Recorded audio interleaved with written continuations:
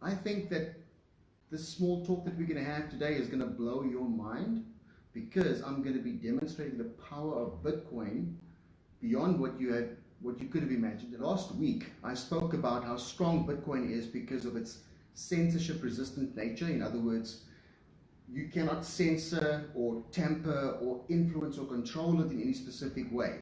The system itself has created a system of trust that doesn't require some overarching authority to provide the trust that is needed by all the participants. Great. But it doesn't just stop there, right? I think I may have mentioned Bitcoin has no CEO. There is no company or foundation or any other legal entity that you can shut down or imprison if you don't like what is going on.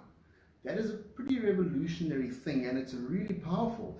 And that's a headache for regulators. But guess what? It doesn't stop there, all right? The thing with Bitcoin is it is transnational. It is borderless. It doesn't see country borders. It doesn't see regional jurisdictions. Bitcoins live outside of our normal paradigm of geography and country borders and things like that. Bitcoins reside on the blockchain, which is maintained by around 10,000 nodes all over the world, right? So your Bitcoins are literally everywhere.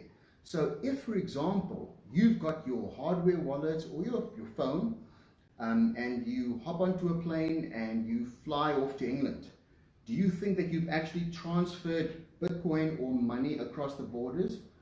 No, not at all. Why? Because you don't physically hold the Bitcoins. Whether you've got your hardware wallet or whether your Bitcoins are stored on an exchange, you don't actually hold those. What you hold are the keys to the Bitcoins that reside on a blockchain. So by the time you get to England, your Bitcoins are already there. There's no cross-border sort of attribute whatsoever associated with Bitcoin, right? Now let me show you another interesting use case. Let's say you want to take 100 million South African rand and send it to someone in Australia. What you could do is you can purchase Bitcoins with the 100,000, 100 billion rand, whatever the number is, and transfer the Bitcoins to someone in Australia, and they reconvert that into Australian dollars. What have you just done? You effectively done a cross-border transaction without actually doing a cross-border transaction. You basically sidestep exchange control regulations, foreign exchange control regulations, capital controls, whatever you want to call them, without being illegal. Because what you've done here is a domestic transaction. You bought Bitcoins, that is it. And on the other side of the world, someone else did a domestic transaction, which was sell the Bitcoins and convert it into the Australian dollars. Voila. A cross-border transaction without having to go through the normal balance of payment system. It is pretty revolutionary. And you know what? This is not new, okay? So this is not even the rocket science stuff that I'm going to talk about. The reserve banks are very much aware of this kind of capability. The only problem is they think all crypto can do this, but in reality, Bitcoin is the only one that you can do it with safely and without breaking the law. So we'll still get to that. Let's talk about something even more bizarre, which is there is no such thing as sending someone Bitcoins. Yeah, I know, you've got your wallet, there's a send button, someone receives it on the other side. You're not actually sending Bitcoins because Bitcoin uses a very interesting and abstract transaction model. It's called the unspent transaction output model, UTXO model, which is different to say Ethereum that uses the account-based transaction model, which most people are familiar with because banks use it, etc. So in the UTXO model, as opposed to you owning your Bitcoins, what you actually have are keys that gives you access to Bitcoins that reside on the blockchain. And when you send Bitcoins to someone else, all you really are doing is declaring a change of ownership from yourself to the other person for access to the Bitcoin sitting in an unspent transaction output that resides on the blockchain. Bitcoins move from transaction to transaction on the blockchain. They do not move from person to person. Okay? So when you send Bitcoins to someone in Australia, you actually didn't really send anything. Okay, so what does that mean? There's no money transfer involved. So again, whatever regulation you have with regards to cross-border payments or regulations that money transfer operators like Western Union and MoneyGram have to comply with, you can't use that in Bitcoin because it's irrelevant. It doesn't work because there is no transmission of money taking place whatsoever. Okay, it's pretty cool, I think. Now let's take it up a notch. Okay, Bitcoin transactions. To send it from one person to the next, you don't really need the Bitcoin network to do that. In fact, Bitcoin transactions can be sent over any communications medium, and it doesn't even have to be secure.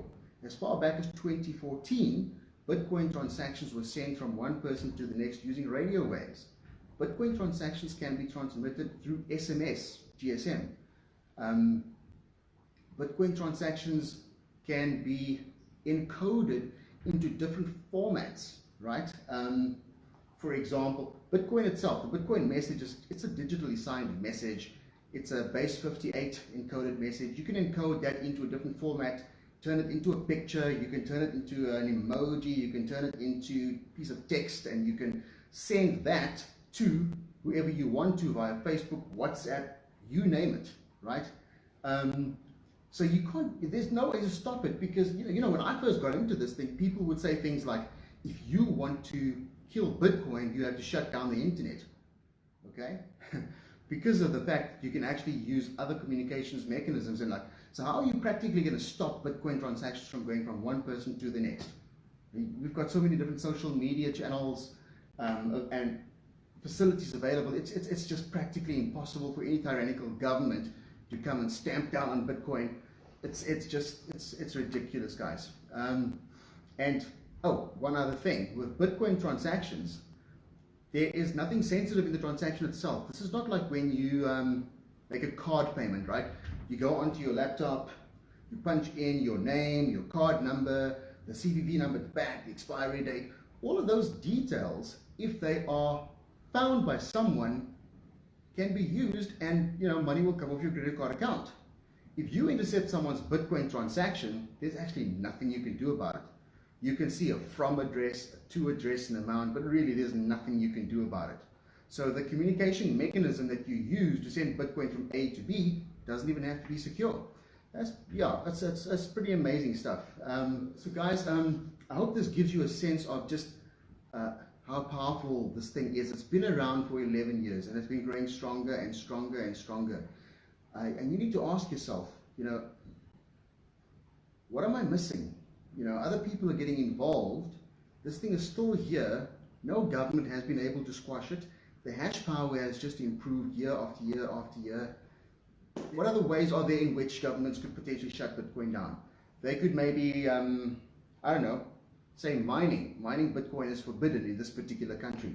Well, then guess what's going to happen? The miners are going to move their operations to other countries where they are welcome, and where they will structure deals with the government to contribute to the government expenditure and capital projects, etc. So it just becomes unfeasible. You could shut down the exchanges, maybe, right? Well, then guess what's going to happen? OTC facilities are going to pop up, and they will gladly take your cash, convert it into Bitcoin, transfer the Bitcoin to someone else, facilitate the cross-border transactions for you. So by trying to squash it, things will just become even more underhanded, and government will be able to track criminal activities even less. So really, you cannot run away from this thing. We can't uninvent Bitcoin, okay? It is there. It is out of the box, and it is going to impact us, the banks in particular.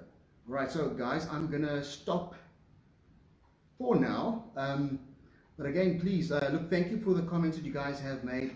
I really would like you guys to make even more comments. Tell us what you think. Tell us what you'd like to know about. And I'm going to stop there.